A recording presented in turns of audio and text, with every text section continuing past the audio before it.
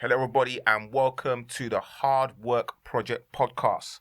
This is the podcast show where we'll take a look at the journey of young footballers to understand what they need to put in to become what they want to be.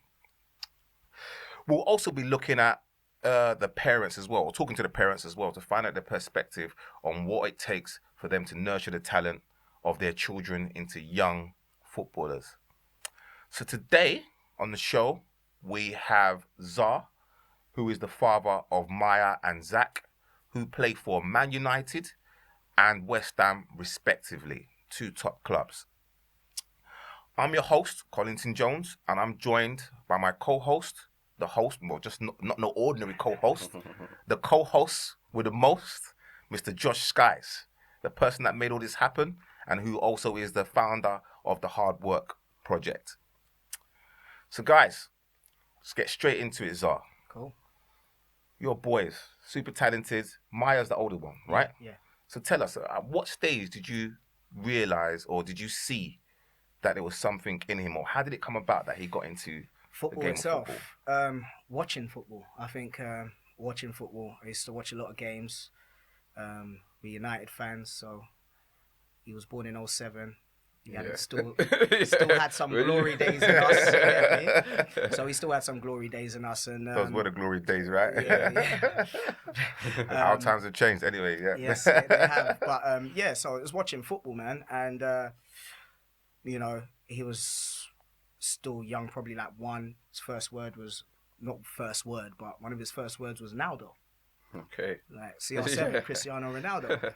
And, kids are kids. You buy them all types of toys. You buy them drum kits. You buy them footballs. You just buy it. But this boy is picking up a ball, volleying the ball from his hands and saying Naldo. And this is as soon as he can walk. Mm-hmm. Then on his second birthday,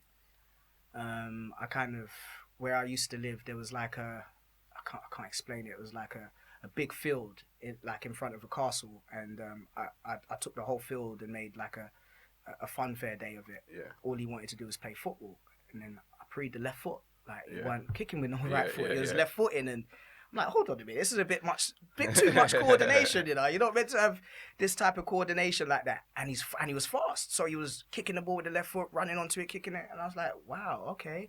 So it just stayed in the memory banks, and you know what I mean. Ever since then, I'll just continue watching football with him, continue putting the ball at his feet. You know what I mean. And I think things just kind of naturally blossomed from there, to be fair. So do you think it was when you've seen it, and you've seen that he's got this little ability and he's got this like a love for the game at that age, did it then go into like a deliberate plan to try to help him to get to there? No, just how can I say it? It wasn't a deliberate plan.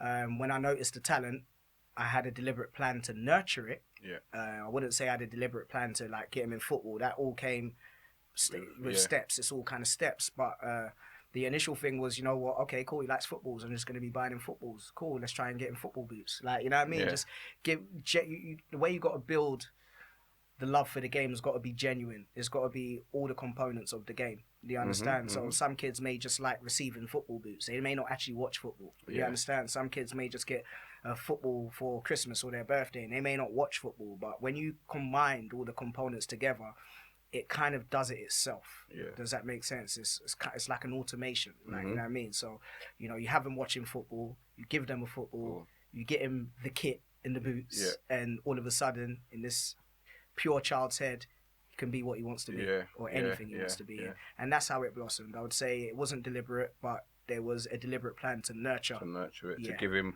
all these things to kind of make him 100% feel it and want it more. Exactly, and you understand? Exactly. I would say 5'6". So he was doing goals for that Pro Future Soccer for that long. Around 5'6",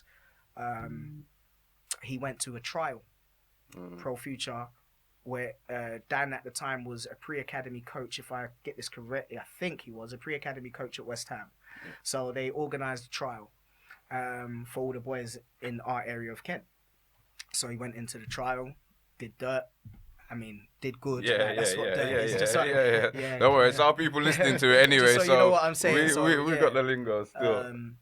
Went in there, done amazingly well, and was invited into West Ham into the pre-academy. So like even that, it seemed like a bit of a journey. But even that, it's like the journey's not even begun yet. Oh no, the journey's it's still just the beginning. Yeah, just What age was that? This was where he went into pre-academy because he's a late one. His birthday's in June. Say he was 5 anyway. He was 5, and he went in just January before his 6th birthday. Yeah. So we started pre-academy then. I believe so anyway. So yes, it was a long time. We did pre-academy for some years. Yeah. And basically from one pre-academy, you do the rounds. Yeah. So interestingly, what happened is when we got to the pre-academy, he was doing good, but he didn't have a Sunday league team. So Miah never done Sunday league until he was kind of placed in Sunday league by West Ham. They kind of started that, and we went to a team called UPR, which is like it's like a feeder club. Like, do you understand? Where they put their boys so they can get extra football. And he went to UPR. He was amazing. He was with some other talented kids there. And then from there, he was scouted by Arsenal and everybody else. And then you do the rounds, isn't it? So we ended up doing the rounds, went from one to the other, went Arsenal, Chelsea, Tottenham. I think they're the only 3 clubs, and with West Ham all in the mix. So we was just doing the rounds because at this age you don't have to commit to anybody. You can do anything you want to do. So we did all the rounds, and they all loved him. So it kind of it was an affirmation that okay, this boy's good. Do you understand? Like he's really good, and the boys he's around, he looks the part. You know what I mean? So we did that, and things carried on progressing. We did that until under 8, and then I kind of narrowed it down to like 2 or 3 clubs, so it just ended up being West Ham, Arsenal and Chelsea. I think I stopped going to Tottenham at this time, and I dropped out Arsenal. I can't remember what the reason was, and then it ended up being between Chelsea and West Ham, and this, bear in mind, he's at under 8 at this time, so he's still pre-academy, right? So he's done pre-academy for a few years, and West Ham were treating him brilliantly. You know, he done the under 9 season with them, so he was playing up from under 8. So we were at Chelsea, and obviously he's enjoying himself there. Chelsea has got a brilliant atmosphere for the kids, and you know it's very nice. Let me say that. But what I felt at the time is everyone looked the same. And there's just this USP about Miah that I haven't seen in anyone. Like, there's good players and there's brilliant players. There's loads of players that are brilliant, but his uniqueness, his USP, I didn't want it to be tainted by the need to want another Hazard or the need to want another Bell at Tottenham at the time.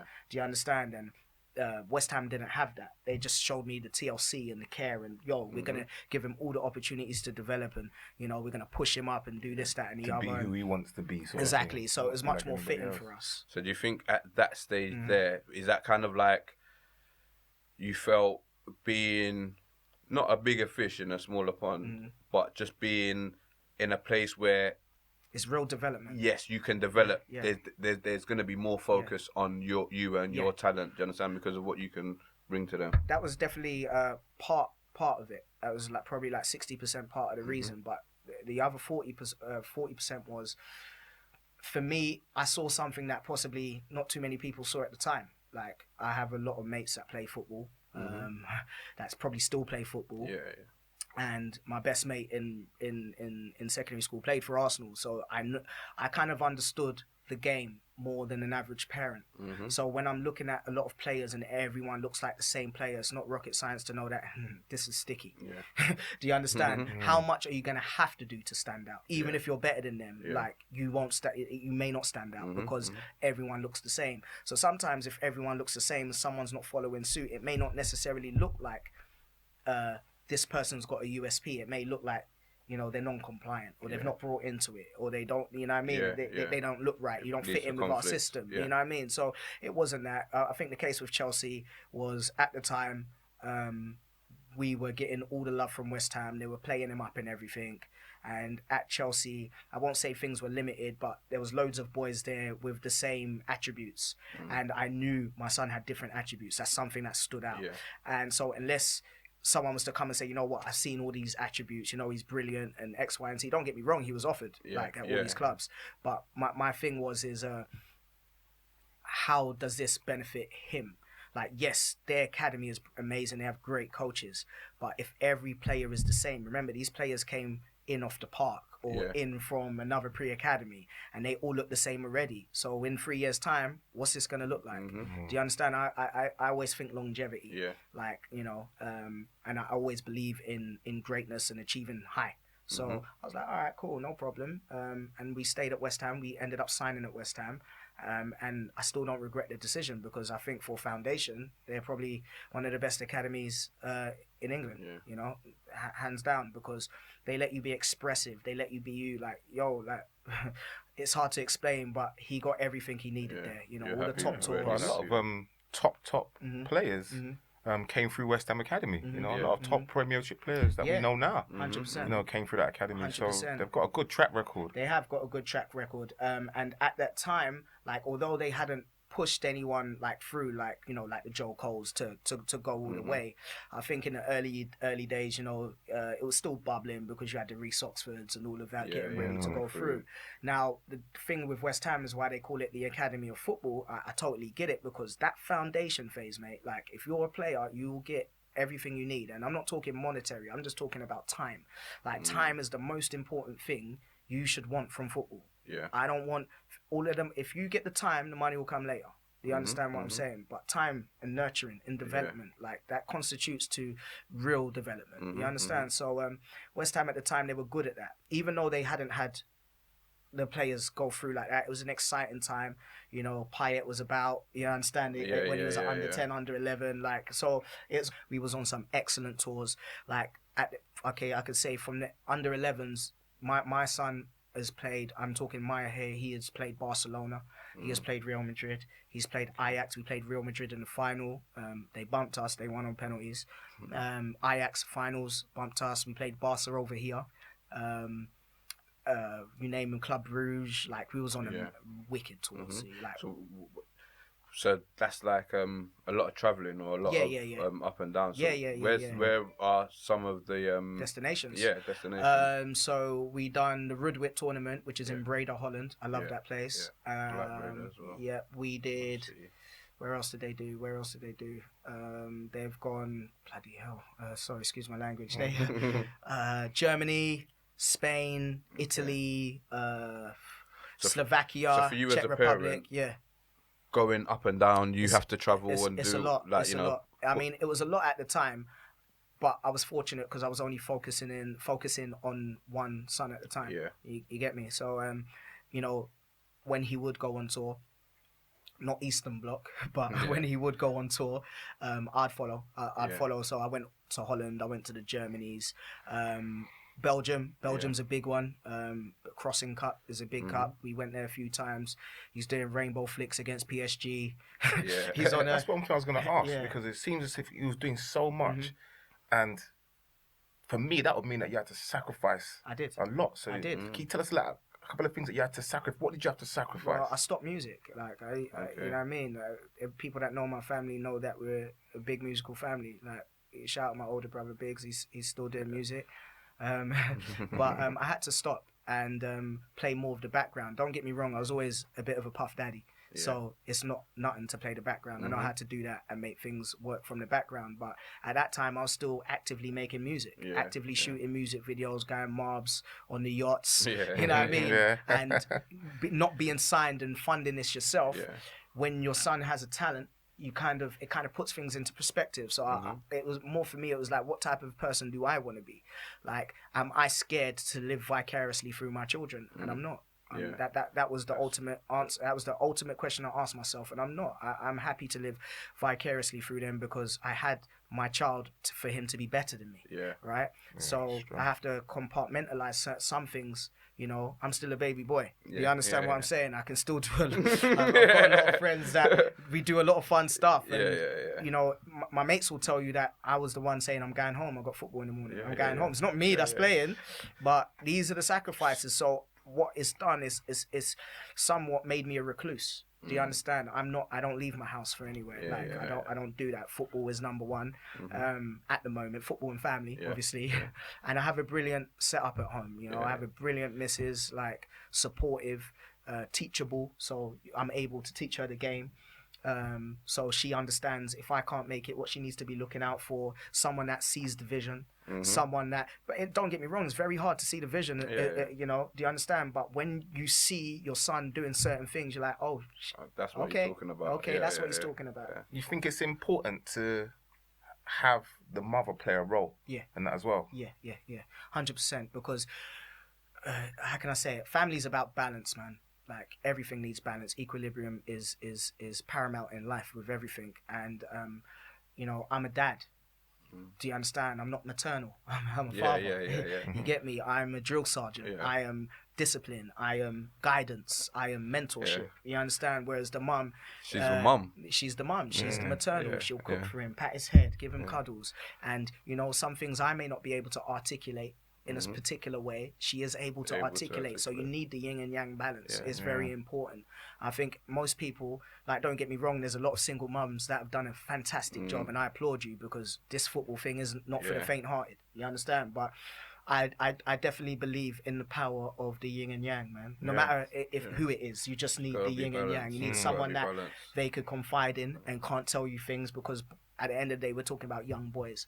And young boys with their father in their lives, you know, they hold their emotions in because they're taught. That's what men do. That's what I do it the same. I do the same thing, like, you know what? So they're probably thinking it's not everything I can tell my dad. Like, I can't just tell him I'm upset. Like, don't get me wrong, you can. But but you know that, but you know the answer. You know the answer is going to be upset. What man is up. it? Like, it could be man up, or it could be dad goes and does something. I start kicking down doors and stuff. Like, that's what it could lead to, when they know, you know, they just might want that cuddle, you know, and that everything's going to be all right. You just keep on doing what you're doing.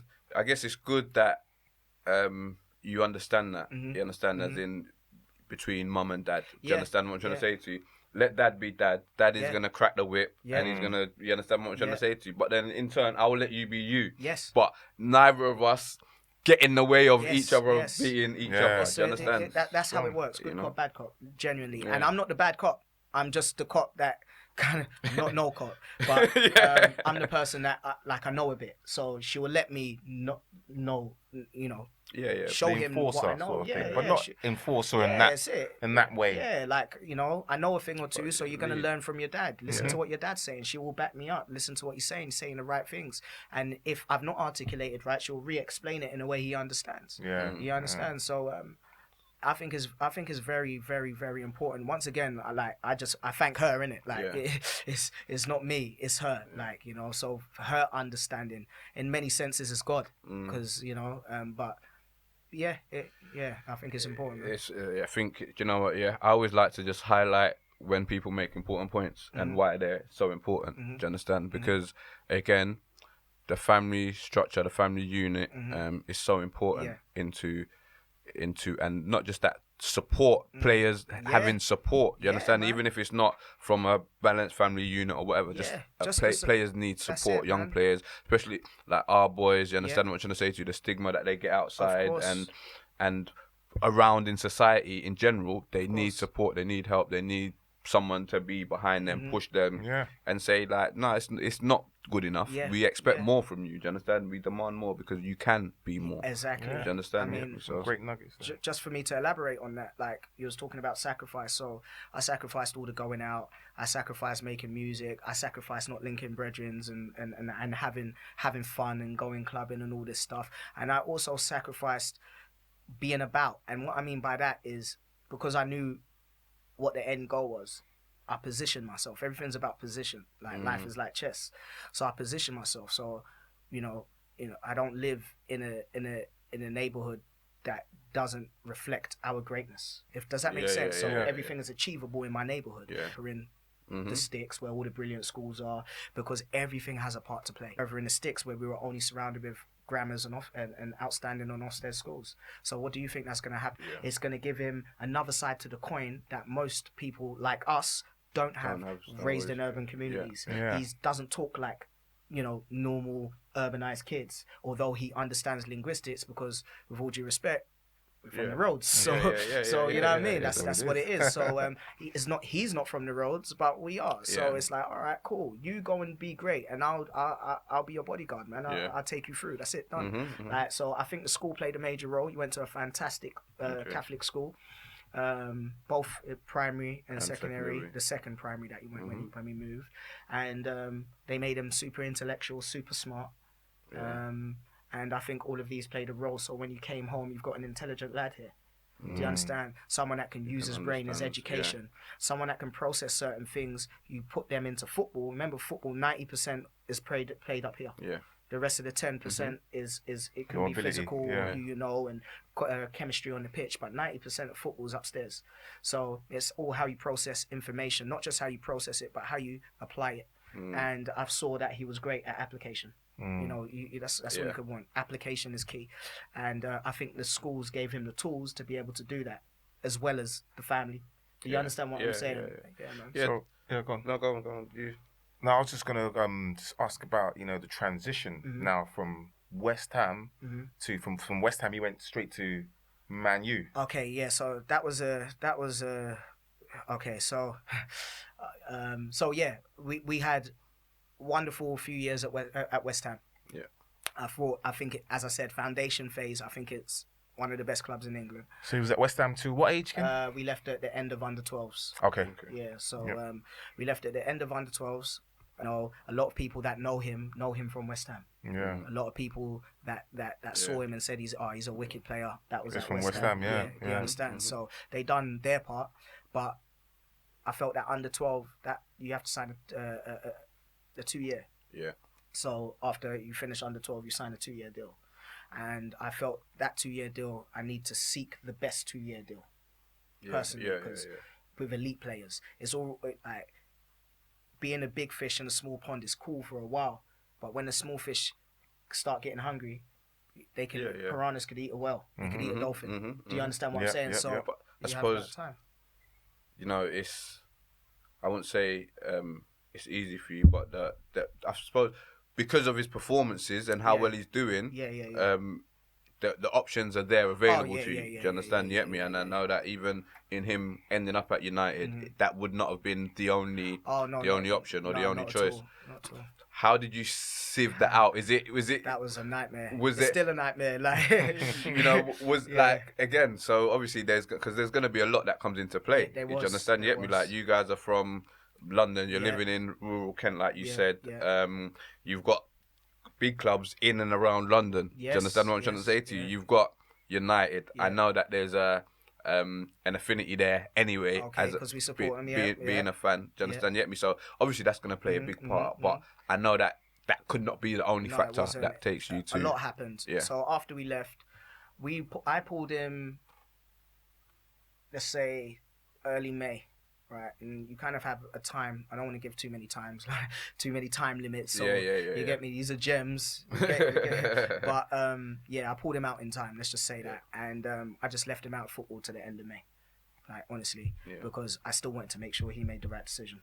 Because this was his decision. I don't want to say I pulled him out. Yes, to the end of May. So what from what time to what time? Okay, so basically. Season always finishes in May, right? But academies go on and finish, just say June, 1st of June, because you've got tours going on and stuff like that. So the end of the season is wind down period. So I pulled him out in May, and just let him chill, and then we made our decision to leave at the end of May. Okay. All right, and then so we told him at the end of May that we want to leave, and it's not over. We said, look, it's not over. Like, we're happy to come back in if things have changed, because a lot of changes happened at West Ham over the past 2 years. And I'm not going to say it's changed for the bad, because in many ways it could be changed for the better. But I was very concerned about my son being part of a transition that doesn't concern him. You understand what I'm saying? I just feel that everything should continue how it's gone. Continue. Excuse me. So I left it to the end of the month, kept on asking the lad, are you happy with your decision? And every day he got more and stronger and stronger and stronger about his decision. So it was like, cool, okay, cool, we've left, done. What we doing? You know what I mean? What we doing? Like, and as you said, yes, like lucky. It's not that I had everyone's phone numbers. Yeah. I didn't. So we left first. And obviously, I know how they think about him because everybody kind of has the same mindset when it comes to Miah sort of thing. Yeah. You know, don't get me wrong. Some people may say, he's small, he's not going to make it. But generally, everyone knows he's good. He's a player. That's the word I'll use. So, being United fans, being ambitious, being out for greatness, I said, cool, shoot for the stars. You know what I mean? Let's go. So, I had a week of phone call. On one day, I made a few phone calls, and I contacted United myself. So this is after I've left now. So if it's official, we're free to see other clubs. So because the game's weird, and we can get into the nitty gritty, but you got time limits. You know, people are watchful. You can't make no false moves or premature moves because everything could mess up. You understand? Because this is just how the game is played. Anyway, so I waited. Then I ended up getting United's number of a parent friend. Is that what you call him? When the other child, a parent of another footballer, that was at the same, you know, not in the same age group, but near and around the same age group. Yeah. So we chat quite frequently. You know, it seems that a lot of the parents with good boys, we have like a community. We may not talk every day, but there's a respect there. Yeah. And there's some of them that we have an inner circle. And they recognise talents of each other's children, sort of thing. That's what it is. So I hit my brethren. He ran me the United Scout in the South, and I called him, and he told me we don't take boys until they're 14. I said, no problem. I said, but what's the boy's name? He said, sent him the name. He phoned. I got a call back in like 2 minutes. After he said, don't take boys. Mind you, mine's 12. Or not 12. He's June, so he's 11. He's 11 at that time. Yeah, he's still young, but going on 12. At these times, the rules were you can move anywhere nationally after at your under 12. So under 12, you can move nationally and do your 2 years nationally. But for some reason, they changed the rules last year. Last year, July the 1st, the rules changed that you have to be 14 before you move nationally. In your under 14s before you move nationally.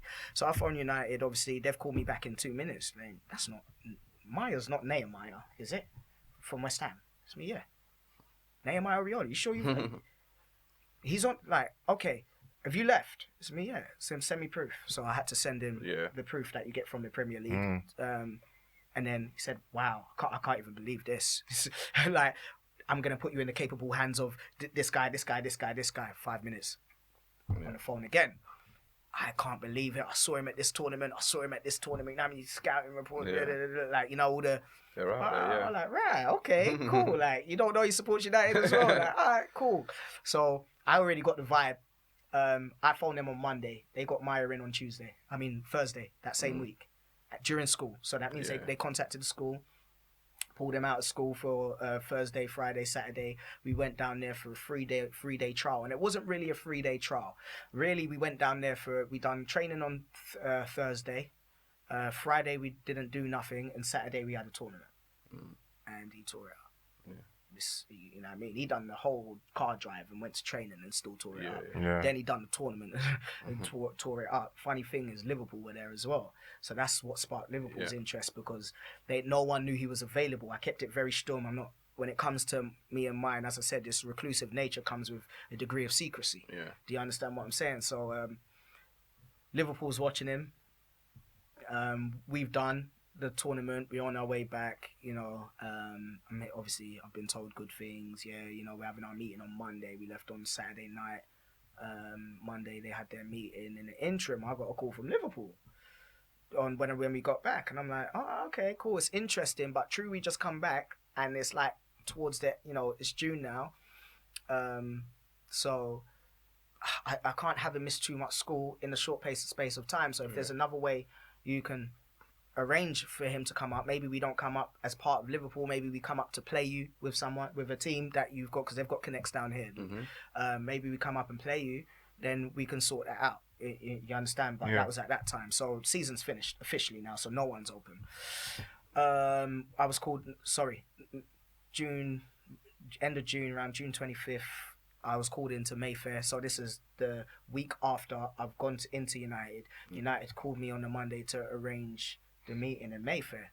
Obviously, I don't know how many people know that Man United have Mayfair offices, but I do. Yeah, so we went there, met with the bosses, and they were just, singing his praises and what they want to offer, and I was like, oh, cool, no problem. We want to put him on this program, that program, and rare. At these times, yeah, I've got to admit to you, I'm a novice because it's happening to me. I'm not a novice in football. Do you get it? Yeah. So I've done coaching badges. So that's why I said when it comes to coaching and stuff, I know what I want. I know what he needs. Yeah. Because I had to go and do football coaching badges to talk the same language as him. Yeah. Because you have a football language that you talk, right? So we've gone in there. They've offered him, and I didn't really know the extent of the offer. I didn't know. It's different now, isn't it? Yeah, it's now business. Yeah, it's business. Look, we've come from somewhere where, anywhere in London he would have signed. Yes, he would have been signed and offered. I'll get to the clubs in a minute. But the offer would have been different from anywhere outside of London, right? And I'll tell you why now. So I'll tell you why now anyway. Boom. So they offered, and they've offered to put him on something called the Manus program, right? Likes of Angel Gomez, Marcus Rashford, Jesse Lingard, Paul Pogba, Ravel Morrison, even, McTominay, you name him. So they will go to a particular school. It's an elite program amongst the elite setup. So you're in an elite club, one of the biggest in the world. Then they have a bunch of boys, and then they have a bunch of boys, then they have a bunch of boys. Yeah. So they offered mine to be part of the bunch of boys. Boys. Like, okay, I didn't pre it then. I didn't understand. So we've come back now. And then Chelsea have told us to come in. Like, oh, damn, I was just watching his game the other day. Last time Miah played Chelsea at West Ham, he played obviously he plays a year up, but he scored a hat-trick. We lost the game, but he pulled off his hat. He came on as a sub and scored a hat-trick. Like, bloody hell. And then the scout was like, yeah, no, come in. We were just watching his game. Like, we were just watching him score the hat. Like, come in. So we went in, and that was decent. It was really decent. Loved the place. I love Chelsea, and I don't support Chelsea, but they operate nicely. You got beautiful academy, beautiful facilities, and I thought the training was A1. So at this time, he's gone there. He's enjoying it. I'm like, right, okay, you enjoyed it more than United, or what's going on? And I said, Dad, I like this place, like the coaches just get me, and obviously it's been a while since, because we went back in July, it's been a while since he's been at United. So I like this place. So we started off because when we finished United, the plan is okay, cool.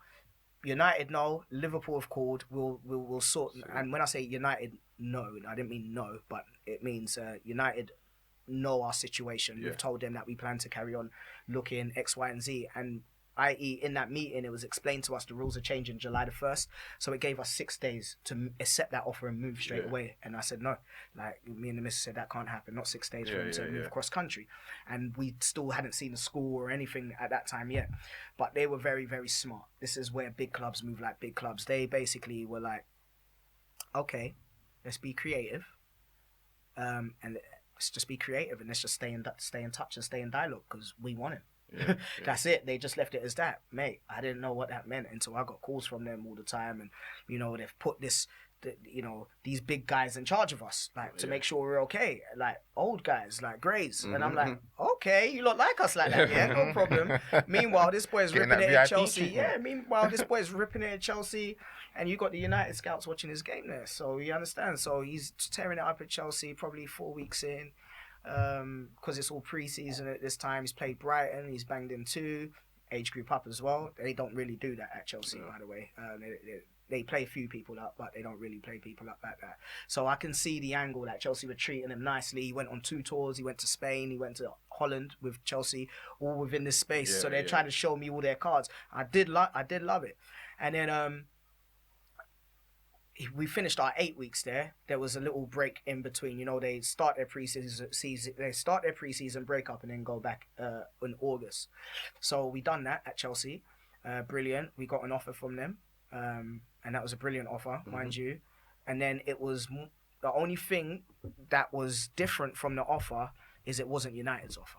And this is when I started to understand the magnitude of United's offer. Of what they were actually offering you guys, yeah. Because in London, they have a status quo. So it's like you can't open Pandora's box.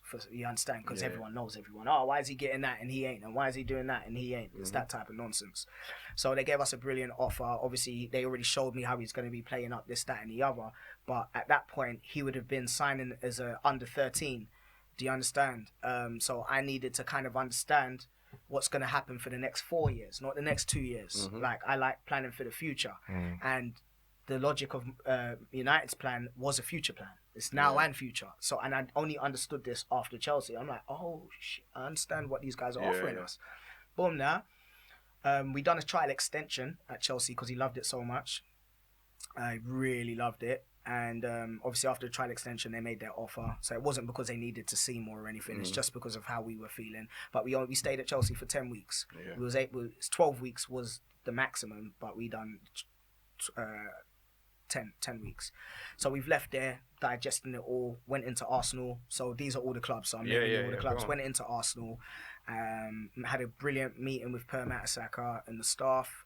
Thought they were amazing, and they were kind of speaking the same spit that United was spitting. You understand what I'm saying? They were talking the same talk, but unfortunately, without saying, I don't want to. I'm not here to say any bad things about anybody. It wasn't for us. Yeah. When it got to the coaching, you see, that's something I know about.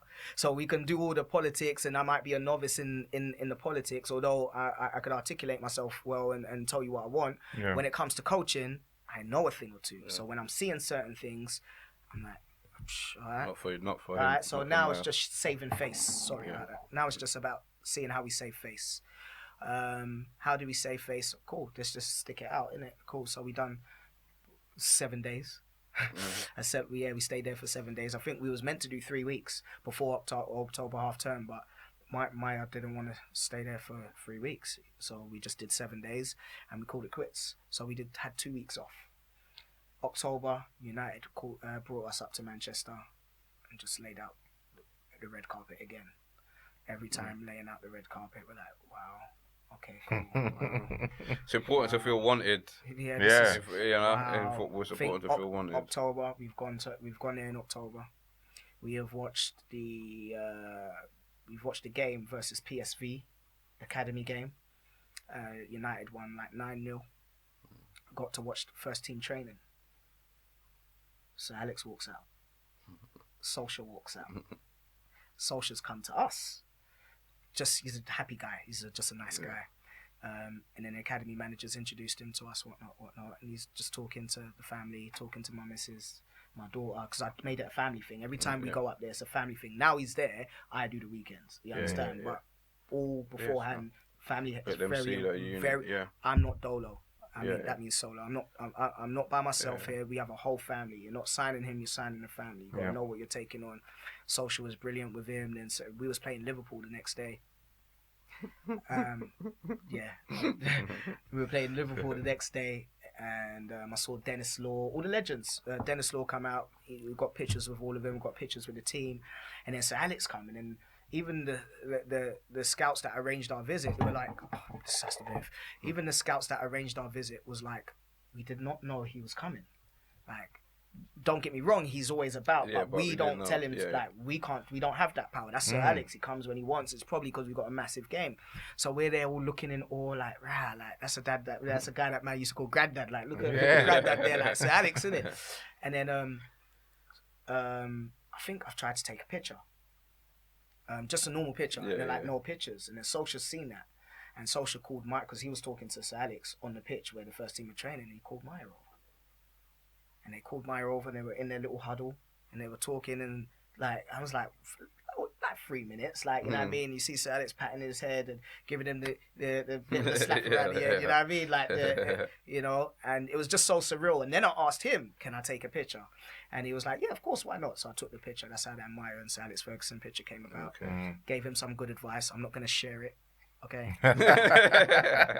Gave him some golden stuff there. Platinum nuggets. You got to pay for that one. But he gave him some really good advice, and so did Solskjaer, to be fair. And, Axel, came out to meet Miah. Your scouts told him all about him already, so you already knew his name. And Angel Gomez was there as well, so they both took pictures with. It was just really brilliant. That must have been amazing for his confidence and everything. And then we went director's box for director's lounge for the Liverpool game. Yeah. Enjoyed ourselves, and we met a few more of the higher ups, like the head of football and all these people that you don't see around the academy. And everyone was just singing from the same hymn sheet. That's unique in football. Do you get what I'm saying? You would know that. Yeah. But in football, it's so unique because someone says this, coach says this, scout says this. It's all jumbled words. Do you understand? But these, like, everyone was singing from their same hymn sheet, and everyone was treating him with the same love.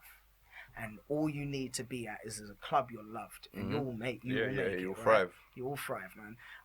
So after that, boom, we had a wicked trip. Stayed in a wicked hotel. United patting man up nicely. You get me? So yeah, that was wicked. And watched the Liverpool game. I believe we won that game. Last year I think we won that game. It was at Old Trafford, so I think we won that game. If not, it was a draw. Did you beat us? Draw. I think it was a draw. I don't think. Nah, we came away. Who's beaten us in the last 2 seasons? I came away happy, so we may have won. Probably a draw. Maybe you got a draw and you're happy with a draw. That sounds like your type. But of you know what? Yo. What you talking about? Like United. This one last season where you won. Yeah, but even this was the season before. You didn't even finish first. You was in the Champions League then. That's the year the Champions League final. That's the year you won the Champions League final. So you weren't patterning up like that in the Premier League. Just then, anyway. But I'm sure that you ain't beating us in a while. I'm sure there's been a couple of draws and that. I We'll have to go back and look at the history books and see. But pull out the records But anyway, boom now. This. So we've left there. Right, left there after a wonderful half term. We went up there October half term, so literally the half term that went now we spent at United. Come back, what we doing? That was so amazing. You know what I mean? I was about to swear. Still buzzing off it, hell. Chelsea can't compete with this. Like everyone, they're brilliant. They do this, they do that, but the boys are just the boys. This love is a next love. Yeah. Wow. Like you understand? Like you really felt it. And at that time, he couldn't train. Because the rules had changed, where you could only be under 14 to go north. So it was more of a hospitality visit. Yeah. We didn't kick a ball or nothing. So if you could show us that away from the bloody hell, I was like, all right, cool, boom. What should we do? All right, cool. West Ham said that they've changed things and that they, and X, Y, and Z. And I always told them when we left that we will come back. We will come back to check you guys out. But we're not going to come back and sign. We'll come back on trial. I never went in there scared of trials. I knew you're coming to see if this is the right setup for what we want to do. I want to see if this is right for us. So essentially, a lot of academies, it goes missing. It gets lost in translation about the trial. The trial is not just for the kid. The trial is also to see if the family like the club, and because it's all about partnership and you understand everything has to be done via a partnership. No matter what club you're at. So we come back, we went to West Ham, and they've always been solid. They're cool. Meantime, his younger brother's still there. I'll get into his story after. Gone into West Ham, and so my young son's not stopped going, so my missus is taking him. Do you understand? During these times here, I don't want to be in because Miah's not there. So I know how it gets when it looks like you've got out and you've got the world at your feet.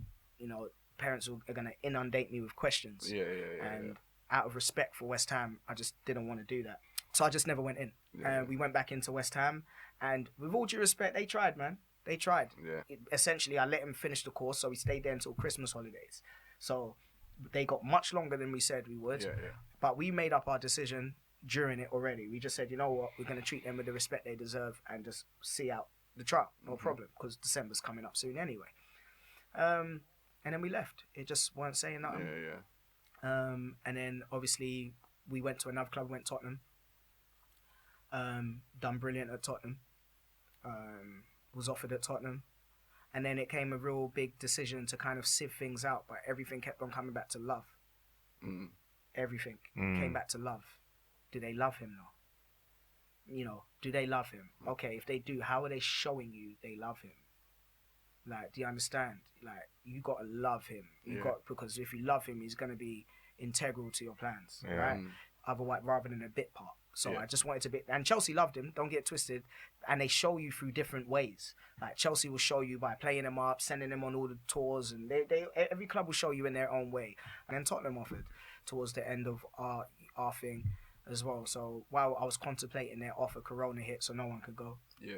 Obviously this was around March, so we went to Tottenham in I had a little break in January, and then went back into football in February. So I would say he's missed 6 weeks throughout that whole season. He missed 6 weeks, the 2 extra weeks from Arsenal that he was meant to do, and few of the weeks in January that we didn't do. So he missed 6 weeks in that whole season. Tottenham was wicked. I've got nothing bad to say about them. I love everybody that runs that ship. They spoke to me properly. I like being spoken to properly, and that's another thing that we'll probably touch on. Respect begets respect. And it's not because we're all in football. You got to know my background. If you know my background, you ain't gonna chat to me away. You understand? And a lot of parents, like, how can I say it? Not that you don't come from my background, but they're ready to accept things I will never have in a million years. Do you understand what I'm saying? And this is why I said we're from the roads. But there's a way to articulate yourself whilst in the boardroom or while in the meetings. You have to have that duplicity to you, or not even duplicity, the duality to you, so to speak, to be able to flip it on and off. So I went Tottenham, that was interesting, and then Corona hit, and then the only clubs I'm talking to at this time was, tell a lie, Liverpool. I was speaking to Liverpool a few times before this time because they were really cool. The guy that I was dealing with, he's a blessed guy, man. We went to sit down and have a bit of lunch and spoke about my plans and whatnot. So they were sound, but at this point it was only Tottenham and United, and United basically, I don't know how to say this in a nice way, but United took everybody over because of their attention to detail and their care.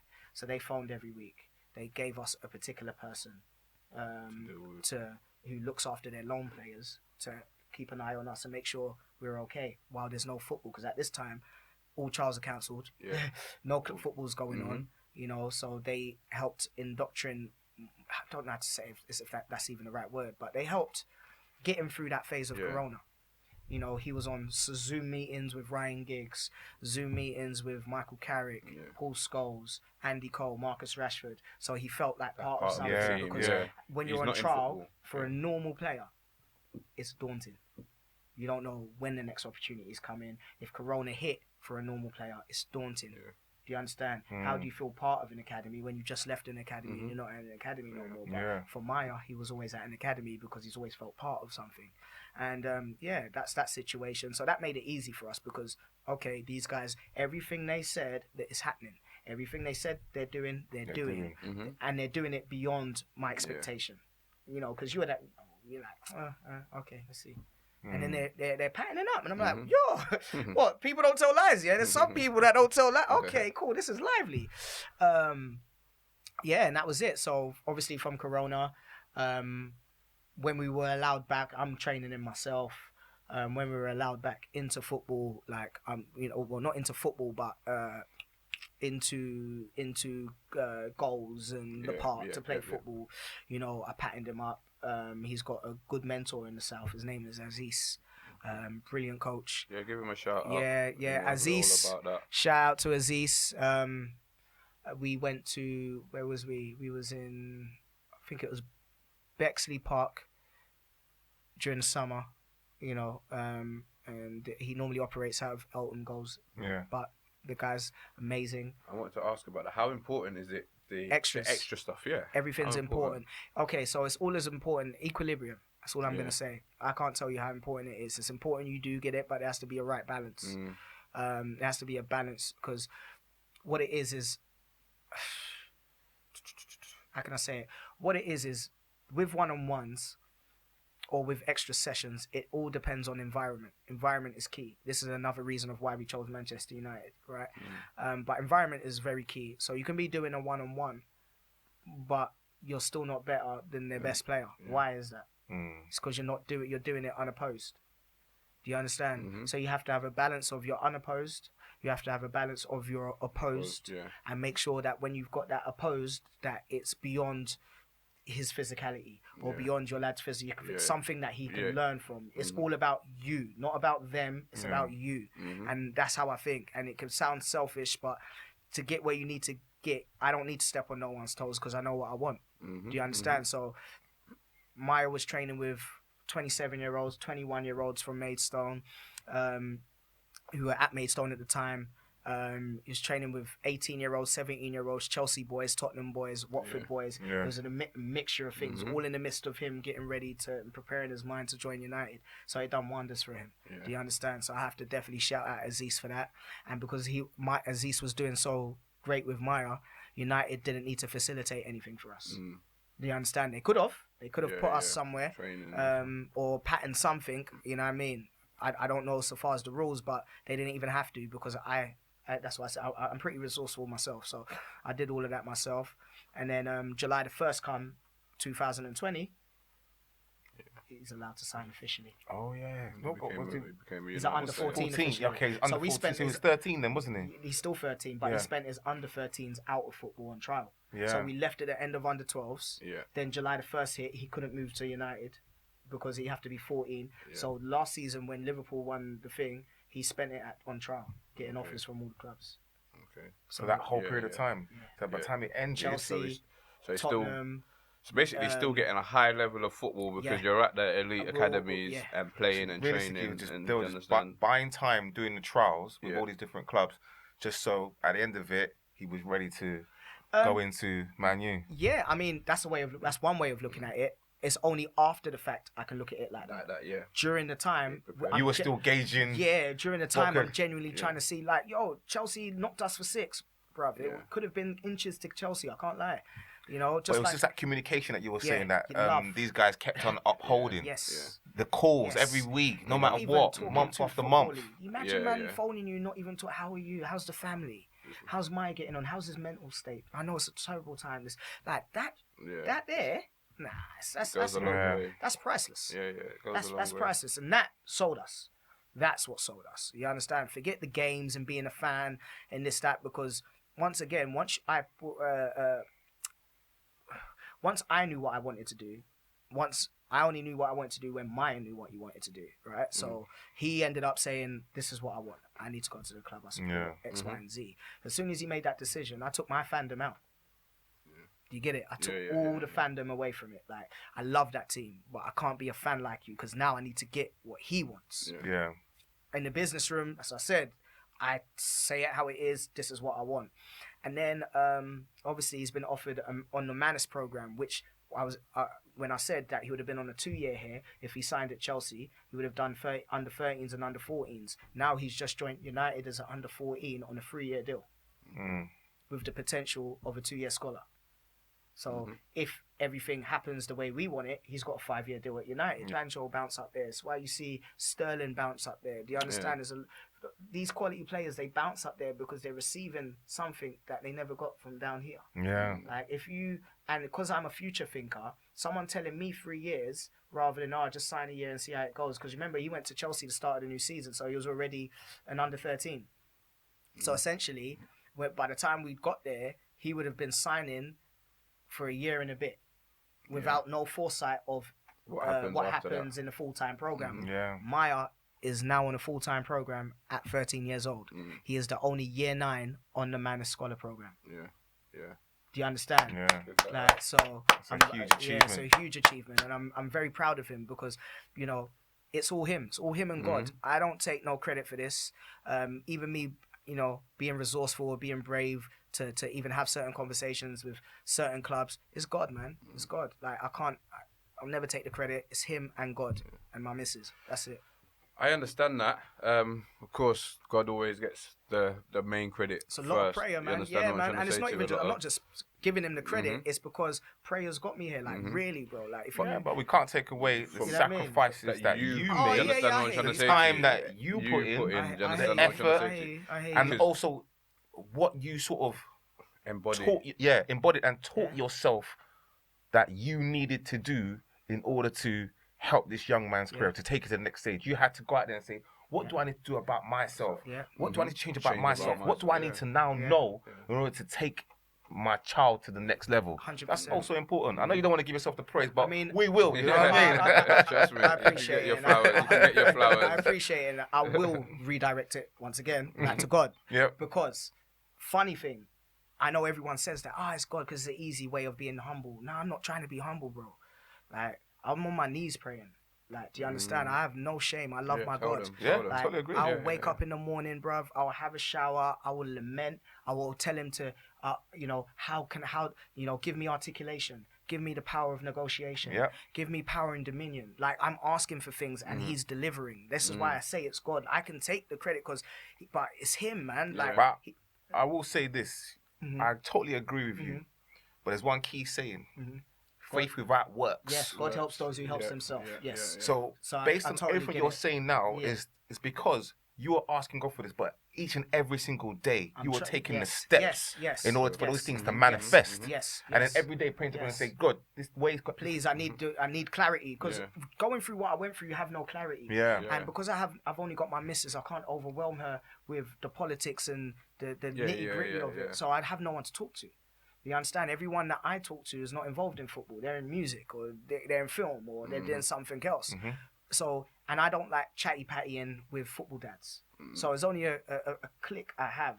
But because no one has gone through this but me, I can't talk to them. So I can only talk to God. So when I'm struggling, like, I don't like the way my man spoke to me, because I've got a hot temper. It's him that kept me cool, kept the words coming out rather than the rage coming out. So I'm like, what's going on?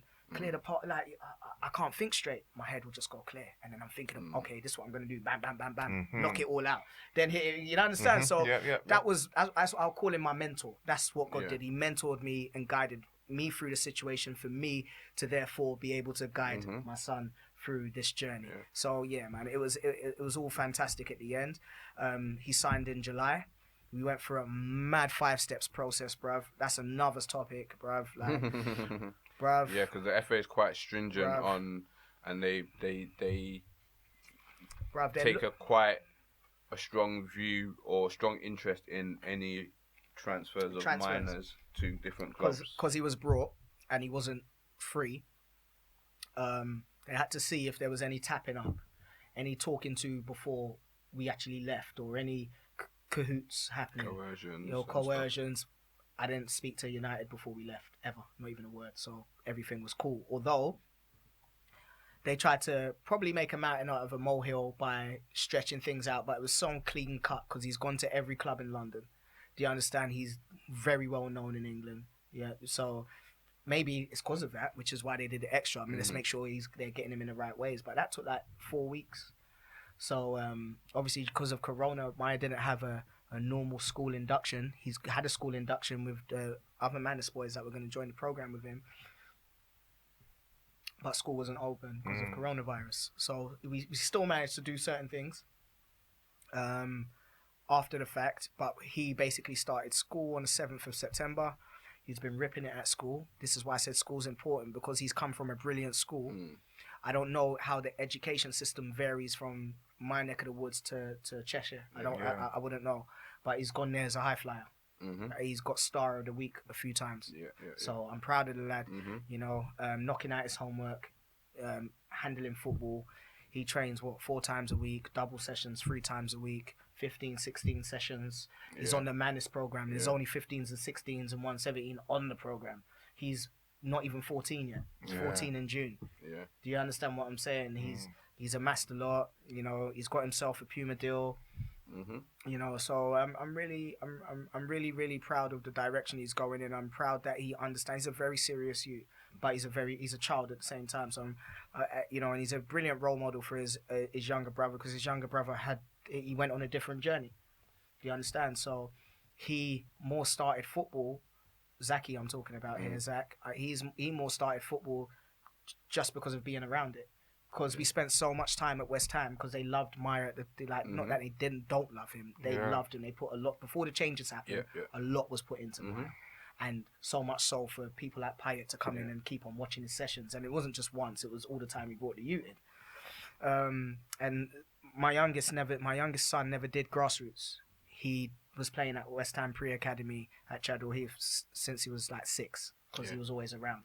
that Zach, yeah? Yeah, the younger one. So Zach just never done off the back grassroots. of it, just went straight into academy football, straight off the back of his brother. You say from just being around it and yeah, just he was with me at being training it every all, day. yeah. How did West Ham feel about that? Was it? They like him.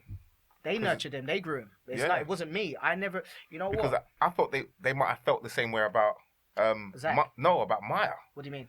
You know, that's if that they've nurtured him, they've got him to this point, Miah and now hadn't you left guys him. are. Miah hadn't left him. Oh, Remember, Zach is at under 11. Miah's at under 14. So they were at the club at the same time. okay, Do you understand what I'm saying? So yeah. that's how Zach come in. We left. Zach's still there. Yeah, that's all that's happened. So they So maybe were, that even made them put in more work on Zach as well. You know, saying we've got to so keep they this felt one. like because he's young, he's had no football. This one's ours. Yeah. And because he's got Zach's a rude boy. Like he's not a rude boy in rude. He's it's not, got the character. Yeah. He's got that West Ham thing. He's Mr. West. Like he's got that. that was about going to him. be one of my questions because How they obviously- differ.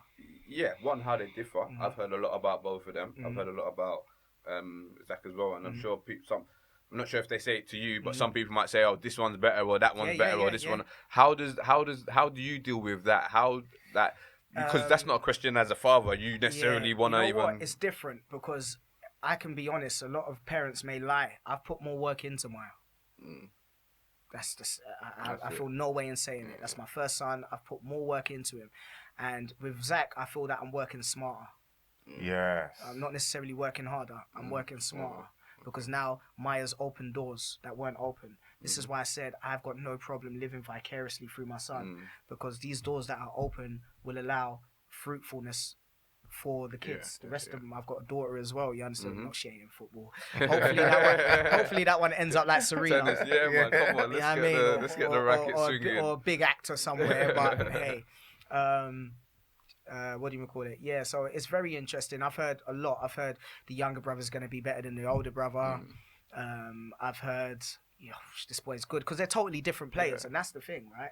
Position-wise? Position-wise, similar, but they're different. You see, Miah, as I said, he is. I don't know who plays. Okay, so if you play like computer a lot, Miah's someone you call like a fob or a sweat. He's good at everything. Literally good at everything. He's good at basketball. He's good at tennis. He's good at table tennis. He's good. Put it in front of him, he'll beat you. Just that an was all-round me. athlete kind of thing. And that's something that's known. So with Miah on the pitch, his USP is he can play. He can affect the game from everywhere.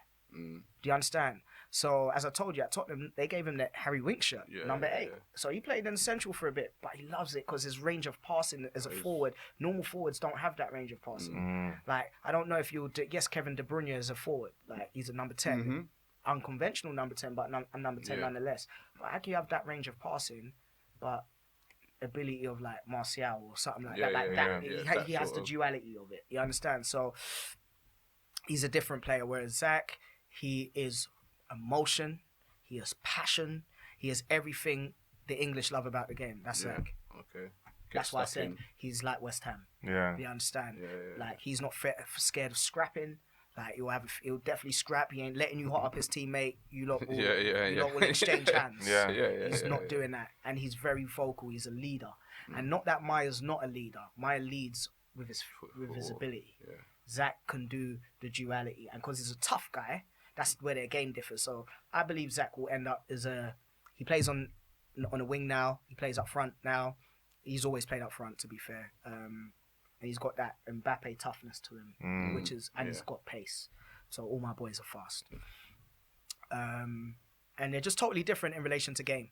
They're really different.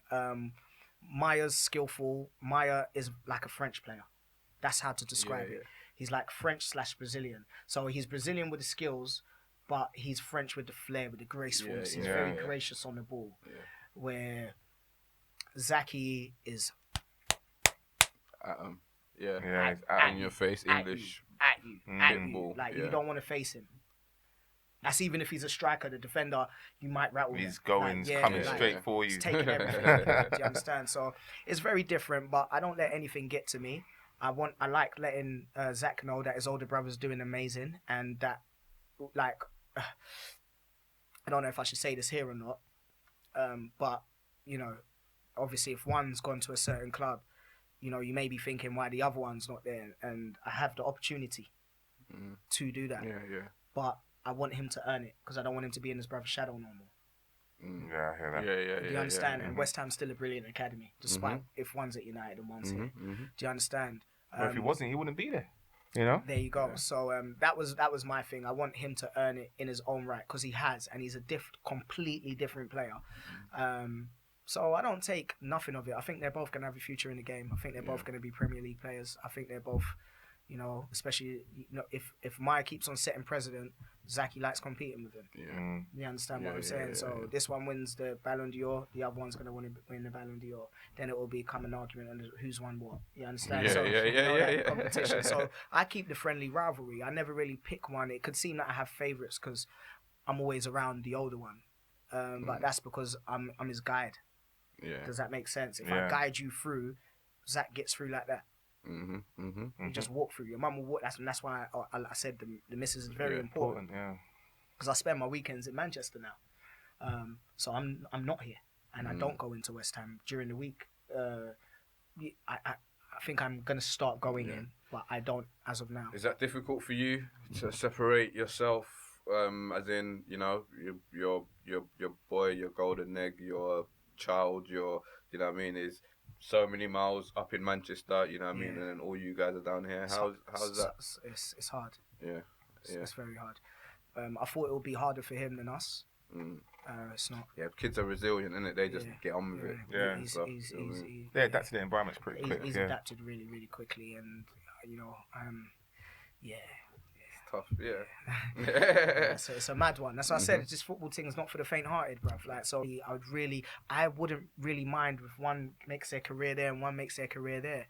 Do you understand? Because if it goes to where I need to go, we'll be able to set up shop everywhere.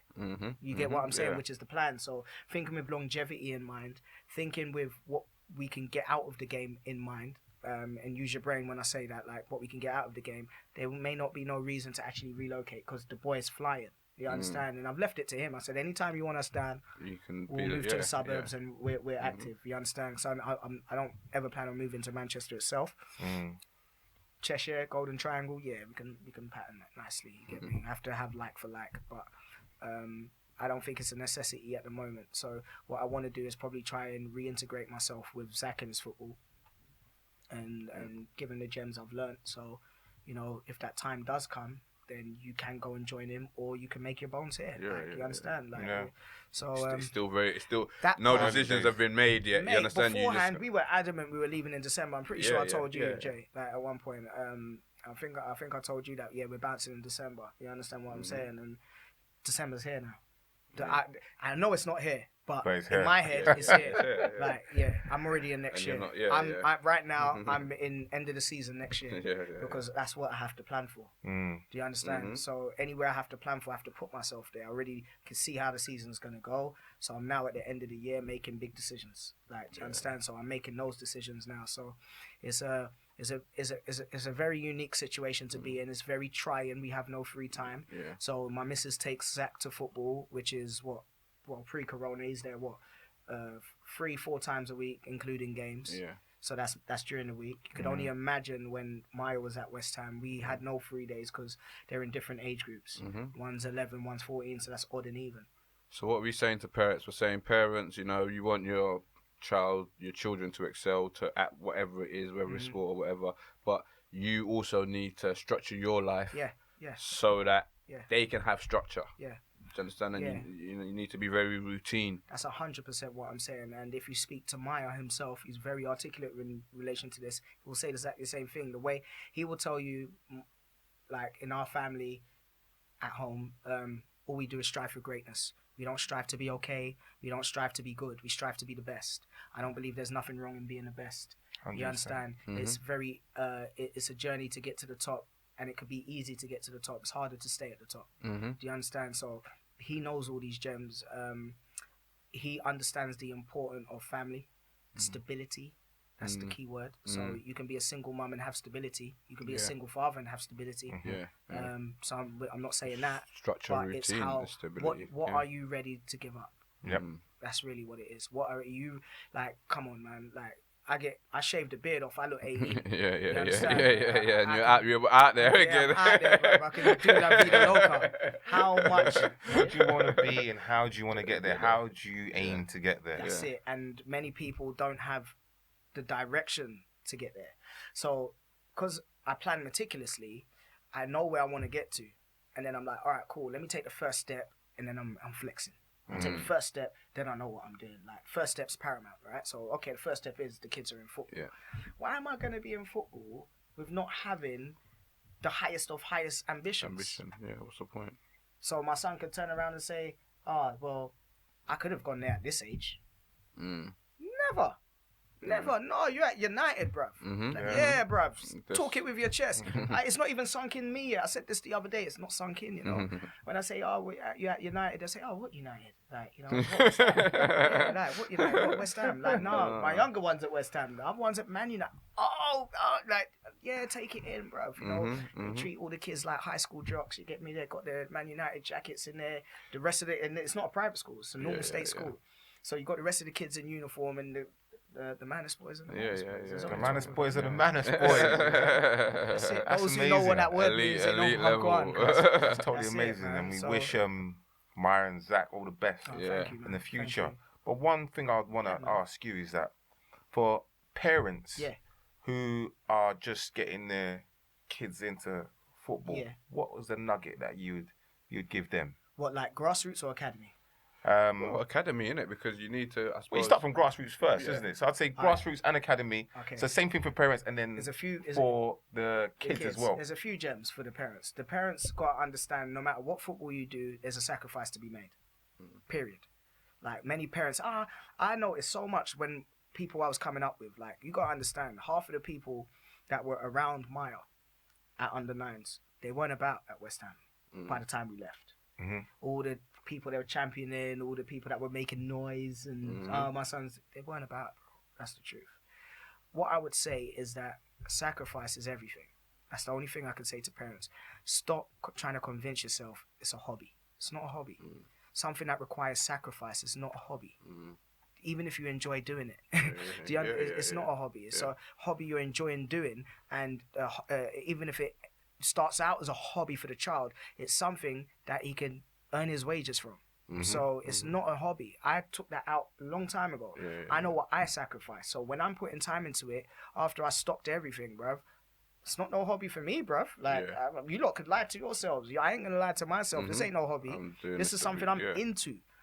I went to go and take coaching badges, bro. Like, just to know what I need to know. And I didn't stop on one. You know what I mean? So it's like, okay, cool. So I can't have a coach chatting mess to me.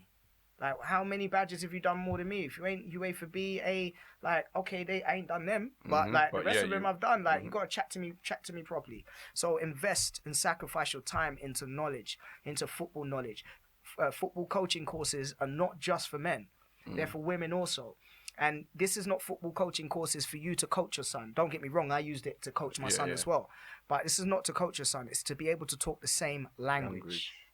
Very mandatory, you speak the same language. Very mandatory, you see things that through their scope. Very mandatory, you see things that they don't see that you could alert them to and have them apply the new way of dealing with that situation.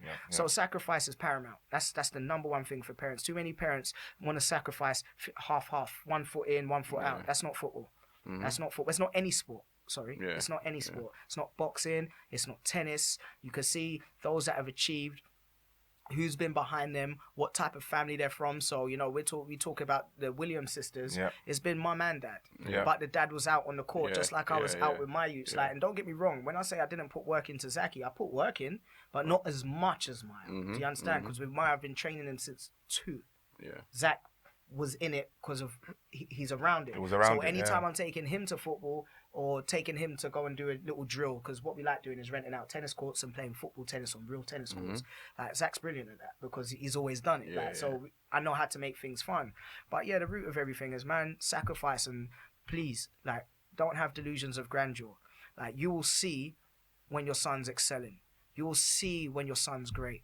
Until you have seen, most teams in the country, you can't be talking up the things. That's the fact. Because all you do is put unwanted pressure on the kid. My son's at United. I ain't spoke up the things. I'm not going to tell you, he's doing it. No, he's doing really well. That's it. That's all I can tell you. Has he scored goals? Yeah, quite a few. I'm not here to boast or gloat. That's not it. And once again, especially in London, I keep on saying it, you get caught in that because all the parents know each other. Come on, you got one circuit playing the same teams all the time, which is another reason why we wanted to go up north, because I want a different circuit. So if you have the experience of playing the south teams and the experience of playing the giants in the north, because that's the difference. They're all giants. They're all big all early maturation. Then you have a player that understands two different styles of football, how to combat any type of enemy. Like, this is like not enemy, but sporting, any type of opposition, opponent. man, you can handle them. So parents, like, sacrifice. If you want your child to play a sport, sacrifice. It's okay to live vicariously through your children because you are carving out their path. You are helping carve out their destiny. So it's actually okay. They are you. Why would I want to be hot and my kid's not? I'm not. That's not me. Like around me, everything I touch is hot. Like, it turns to gold. I don't need to be gold. As long as I've got gold in my room, I'm blessed. Like, you understand? I don't need to be the gold. I can chill in a room and you lot are doing everything that I wanted you to do, everything that you wanted to do, and I'm happy. You know, God willing, he ends up a superstar on 400 bags a week. You know what that kind of does? You know what that does? Changes to generations. And generational wealth. Like, I'm not in here for no short term, for no name, for no branding. Like, you understand? Like, Jay, I was even skeptical of even doing this. You understand? And not because I didn't want to, but I'm very heavy with how I'm perceived. Because this is the knowledge I've learned while going through this process with Miah, especially in this last year. This perception is key, right? And I care about my character and how I'm perceived, which is why I didn't do any underhanded business, because that would have tainted me. Do you understand? And another thing I'll say to parents is don't rush. Don't rush and mess up their cards you're dealt. Don't rush, because there's so many people that I know that have rushed. I'm tired. Listen, half of the people that have rushed, I've got a hotter temper than them. Like, I'm an Aries. I have a very, very hot temper. So if I can stick it, even though I'm brewing in my head, or maybe I might, you understand what I'm saying? You can. There's no way you can't. You know what I mean? And if you're not feeling something, say it. Like, it's just the way you say it. Maybe they will take me saying something in a way that they're not going to have from you. It's because we're not all the same. Like, do you understand what I'm saying? With all due respect, and maybe they will talk to you better than they'll talk to someone else. That's because that parent and that parent ain't the same. This is football, so don't rush everything in this time, and sacrifice, man. Sacrifice it all. Like, there's nothing. As long as you could put food on the table, put petrol in the car to get them from A to B, what you sow, you'll reap. You reap what you sow. You understand? And I want a bountiful harvest. All right? Really bountiful harvest. And the difference between me and most people is when I'm collecting my bountiful harvest, I'm replanting seeds. I'm different from people. People are so gassed with their harvest that they forgot to replant. That don't happen with me. I replant while I'm harvesting. That means I have double. So you can't look at me like why I have more than you. It's because I put more work in you. I didn't just take, I gave. So that being in that room, you're not the gold, but you have all the gold in the room. And so you're taking that gold, but then you're looking at that gold and you're thinking, how can I accumulate more gold in this room? I don't have to be the gold. I just need to keep investing so I can have more gold in this room. Exactly. That's the nuggets you take away. So, and with the kids, I think my children would be best suited to answer that, but all I would say is education is key. Education isn't key because of stereotypical education and schooling education. Education gives you the ability to learn. All right. And a lot of kids don't have the ability to learn. And without the ability to learn, you can't apply what you've learned. Right. So kids that will go to schools that are not so great, you're not learning. So if they're not catching something on the pitch, it's because their brain doesn't understand the that learning, how to learn it, and how to absorb it. Do you understand? And once again, if you don't understand something, ask. I still tell all my children this. Anytime you don't understand something, ask me, because I don't want you doing the wrong thing. I want you doing it good. You understand? So just ask. So kids, stay in school, man. Education is key. You're not meant to be in school to like your teachers. You're meant to be in school to learn something. Everyone can teach you something. You know, whether they're homeless, whether they're a millionaire. Do you understand? Anyone can teach you something. You're not beyond learning. And I believe education is key because it molds the brain to be able to absorb information. All right. And once you have a smart child, you should have a good footballer. It should go. If you're doing it correctly and connecting the dots, you should have a really good footballer because they're learning. Yeah. And I mean, you don't need to start off from where Miah was. He's already coming at a phase. But I've seen boys that are not so good rise and rise and rise, and you wonder how is that? It's because they're smart lads. They're doing good in school. They're doing good in school. They're going to be attentive to what the coach is saying. They're going to apply what they. Some people hear what they're doing wrong, and because they've been gassed up at home, they don't apply the thing. You understand? Like, nah, man, I'm not hearing that, bruv. No matter how good you are, you're not beyond reproach. You understand? You like someone could always teach you something. Do you understand? Even if it's a simple turn or opening up your body, is nothing. You understand? So I'm open to all gems. I like listening. I know a hell of a lot. Especially now, and I'm pretty sure most parents with kids, my kids' age, I don't think they know a fraction of that. Definitely. And I don't want to say too much because I don't want to try and be a preacher or a teacher. You get it? Like but I think from what you said today, I think a lot of parents will find the information invaluable.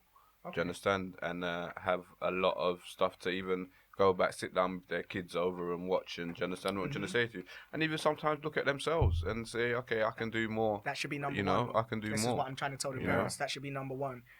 Self-reflection. If I want this, I can do more because, like you said, there's a lot of this. Like you said, it's a hobby. I'm not really bothered. If do you know they do that? Because, this, that, and the other. But and I know why they do that. It's safety. It's a safety net, just in case the kids don't. But I don't emit that energy. Yeah. I emit winner's energy. Yeah. So even if I've not won, the guy that's picking the winner will pick me because I've won. Yeah. So you need to really have a look at yourself and really push yourself. Like, okay, cool, my hours are this.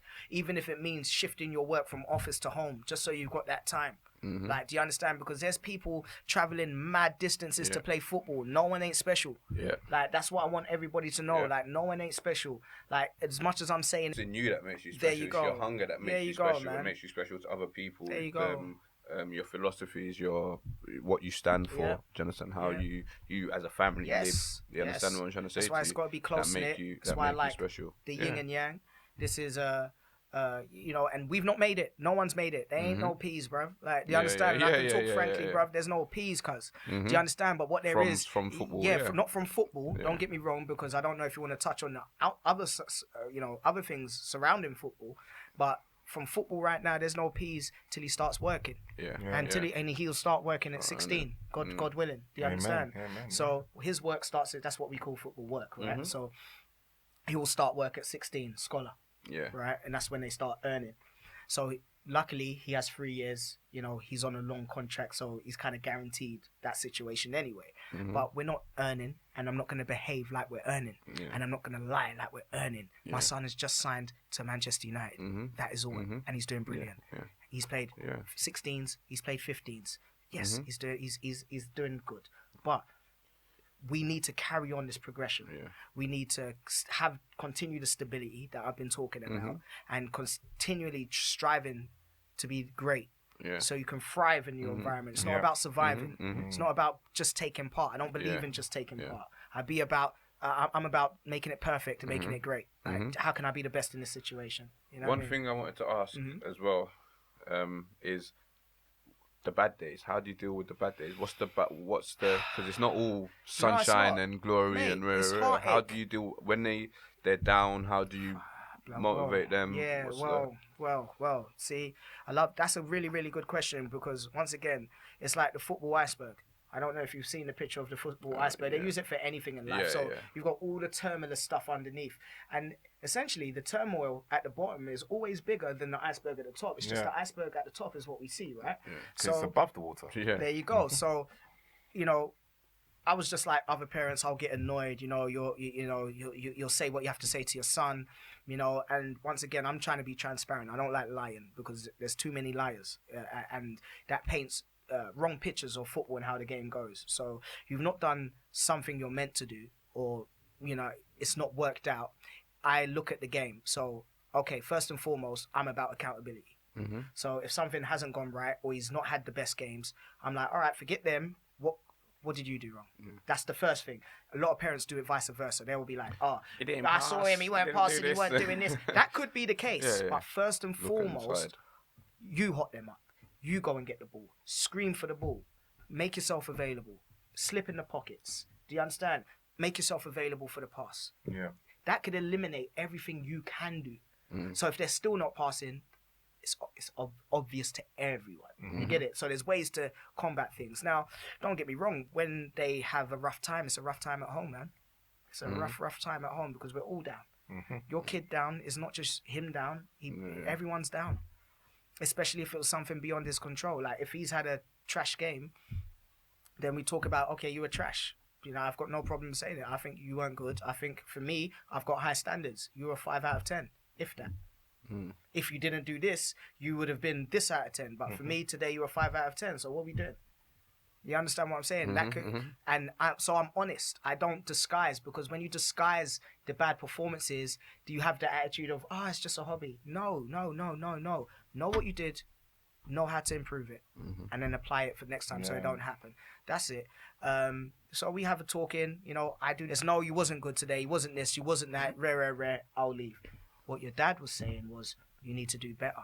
All of these people are trying to do this. All of these people are trying to get the same professional contract. He knows you're better than what you did what you're today. showing. Yeah. You being courteous to other boys when they put the contracts on the table. No one's going to say, here, Miah, sign the contract, or here, Zach, sign it before me. Football is not like that. So as much as you're for team, you've got to be for self. That's something that everyone needs to understand. That's why the journey changes. Not everybody on your journey is going to make it. Yeah. Like right now, he's the only Manus boy on the under 9 Manus boy. Under 14. Under 14 Manus boy, year 9 Manus boy. So at the end of this season, there'll probably be a couple more lads from his actual age group joining him on his Manus program. Do you understand what I'm saying? But essentially, the goal don't change. The goal don't change. The goal is to always be great and always be the best and always kind of create a path. Yeah. Create that path. As we're carving out the path for you, we're clearing up the debris. We will pick up the muck and you just handle business. And that's it. But there's torrid days for everyone. No one can't hide that there's no torrid days, bro. There's really terrible games and terrible weather and terrible traffic on the way there. There's so much madness, and we've had a lot of them. We've had a lot of them, but more so than not, he always rises. It's like that Miah Angelou, still I rise. Like he still rises. No matter what they throw at him, he rises. From deep end, he's rising. May not get it at once. Yeah. Mavericks are gonna get it. Once you showed him once, Miah's got it. Done. Next session, you're dead. That's it. So that's how he operates. But yeah, man. That's a beautiful thing. It's very, very interesting. So if you play your cards right, and you stay diligent, stay out of the passer, stay out of the chatty patty. There's too many parents that talk to people, and too many parents that want to be scouts, and too many parents that want to be agents and don't have a Scooby-Doo about football. I think that is oversaturating the game. So just focus on your kid. Focus on your kid, and if your destiny is to be your kid's agent, then that's your destiny. It means that you'll apply yourself to learning that. To learning that that role. To learning that role rather than saying, because man just want to use math, innit? Like, no, learn it. Learn it. There's so much things I've learned in relation to football and branding and things that are outside, that are all football focused, but surrounding football. Yeah. Do you understand what I'm saying? Shout out to Puma. Shout out to Eugene and Glenn. My guys. But there's a lot of things that surrounds football that can, benefit the player, benefit the family. You understand what I'm saying? That if you play your cards right and stay out of all that nonsense and really sacrifice, they would see it. They're going to see that you've put this in. And when it's that you've put that much in, they want to give you that much more. Like, you can't, I'm giving you this. And I'm like, how much is this worth, man? Like, you know what I mean? Like, take that and ease up in it. Like, but if you're showing them like, right, and his name's ringing and da-da-da-da, it's like, you know what I mean? So, yeah, it's a crazy game. I'm enjoying the journey because I'm learning. If I wasn't learning, I don't think I'll be enjoying it. And yeah, we're just at the beginning, man. We're just at the beginning of the journey. So don't be afraid of the hard work, people. Don't be afraid of the hard work. Afraid of the hard work. So, just to round up, you know what I mean? We want to thank Zaza for coming on today. I think what you have spoken about and what we've what we've taken in today has been invaluable. I think a lot of people are gonna learn from this from this podcast. And I don't know everything. Sorry, just to interject. I don't know everything. I just know what I know. And that's all. You know, and that's all to it. You know, the rest you have to pay for. But, we'll let you know. So if you guys want anything else, you know, just holler at Josh. You know what I mean? We'll arrange something, a little payment plan, and you can start getting some nuggets. You know? I want Bitcoin still. So Bitcoin. Yeah, no, but that's the purpose of this platform. Yeah. You understand what I'm trying to say to you? Education. To educate some more people, educate some more parents. There's plenty of people still coming into the game, plenty of people involved in the game. If you have any questions or there's anything that you even want us to talk about, feel free to like, share, subscribe, all of that stuff that people say. Do you understand what I'm trying to say to you? We're the Hardwork Project, the Hardwork Company. Shout out the Hardwork Project. Yeah, you know? We're on IG, Facebook, YouTube, all of the regular stuff, and we just wanna give back, try and help as much people, parents, talk about subjects that affect our boys coming through, you know, and give them as much tools as they can to succeed. You know, that's the main aim. Any shout out for the sponsors? Yeah, we've got FYC, Forever Young Couture. Shout out Pack the Flyboy. Yes, Pack the Flyboy, and shout out my boy Jordan with his Inspired Dynasty. Clothing range, you know what I mean? So they're doing big things. We just want to support the community, support local, you know, and all the people working hard like these lot and like the people you see in front of us. Big up Afri Media Studios as well, you know, big shout for hosting us today. It's been beautiful. It's been amazing. Thank you for having me. I really appreciate it. You're probably the only people that are going to get this type of thing. As I said, I'm a recluse, so take what you take, and you know what I mean. Take it and run with it, because I won't repeat. Real special one for you. Anything, definitely. You know what I mean. Most so definitely. whatever you can take from it and learn from it, or use it in any way, you know what I mean. Feel free. But thanks for having me, lads. Yeah, most definitely. So there you have it, guys. Thank you for tuning into the Hardwork Project podcast, and look forward to the next episode. Make sure you subscribe.